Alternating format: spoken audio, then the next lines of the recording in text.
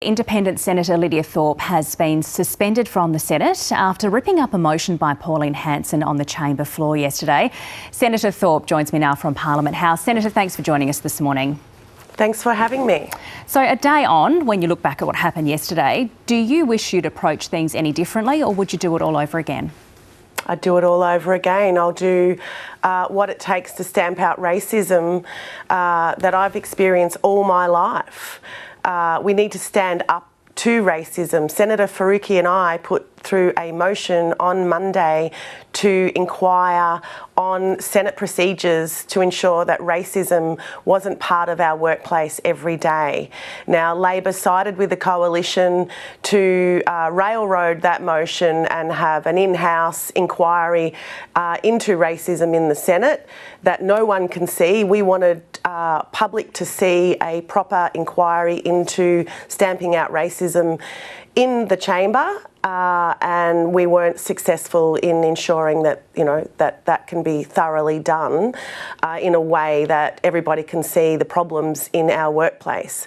And then on the next day, the Tuesday, the Human Rights Commissioner, the Racial Discrimination Commissioner of the Human Rights Commission came out with recommendations calling on parliamentarians to take anti-racism training so that parliamentarians can come into this place and not be racist.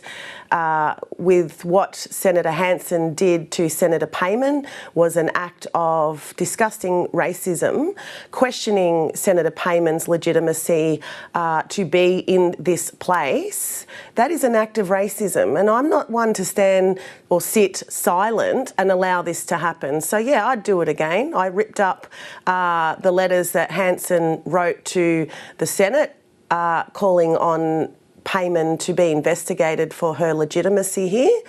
That is an act of racism, and we need to stamp that out as a nation. Otherwise, we'll continue to be divided. Senator, Penny Wong and Simon Birmingham have both described it as unacceptable behaviour in any workplace. Do you agree? Well, I wish they'd say that about racism. You know, they're quick to punish the black woman here all the time for calling it out. But I am responding to racism, and that's what they need to focus on. They need to not allow Senator Hanson and others to spew hate speech in our workplace. I mean, Senator Hanson, Pauline Hanson, has walked in there with a burqa. She constantly, across the floor, spews racism and disgusting violence towards us and anybody else who's not white. That's not acceptable behaviour either. And why won't Wong and Birmingham call that out? It's very convenient for them to uphold this colonial violence that continues to be perpetrated against black and brown people in this country. If we can't stamp it out here, then we can't stamp it out for the rest of the nation. So I'll continue to disrupt until it's taken seriously, and I urge everybody to look at the recommendations from the Race Discrimination Commissioner, who is calling on this Parliament to take action. Well, speaking of disrupting, are you still planning on going to the Senate today, even though you've been suspended?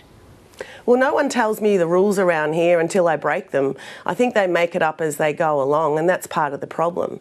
And that's why we called for an inquiry into Senate procedures, so that we are not responding to hate speech all the time and having all these disruptions. If it was a fair and equal workplace without racist vile, then we would have a much happier Senate, and we'd all, be able to get along okay to get the business done. But, it seems like there's one rule for white people who get away with racism, and there's one rule for us. When we call that out, we're the ones that are the naughty little black girl again. And, that's okay if you want to call me that and call me disruptive, but I will not stand there or sit there and be silent when people of colour are being attacked with racism. It is violent, it hurts, and you'll continue to get reactions. So we've got to lead by example. We've got to have this parliament at the federal level say that racism is not allowed in this workplace. Senator, you talked just then about getting things done in Parliament. We know the government's got more than 30 bills before the Senate today.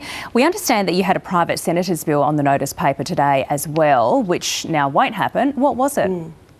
Well, it was a private senator's bill. It was a genocide bill, which was to take away the power of the Attorney General, the one person in this country that decides whether a case of genocide or crimes against humanity can be heard in these courts. Now, we know that there's a genocide happening in real time before our eyes against Palestinians. There is also a slow, sophisticated genocide against First Peoples in this country. Look at the statistics. Taking children away from families is an act of genocide. So we want to be able to go to the courts here and take on those that are perpetrating genocide or crimes against humanity. So it's very convenient that I'm suspended today when that bill was to be voted on. We have elders and activists who've come from across the country. We have Palestinians, we have West Papua, we have Kanaki people, all survivors of genocide coming together today to support this bill, but also protest on the lawns of Parliament. So this suspension actually allows me to hang out with the people and go protest on the lawns, and it makes it very difficult for the government to pass legislation because they needed my vote. So I hope they have a good day in the Senate, and they may not be able to pass the legislation that needs to be passed today because they suspended me from participating, and they've suspended me for standing up to a racist.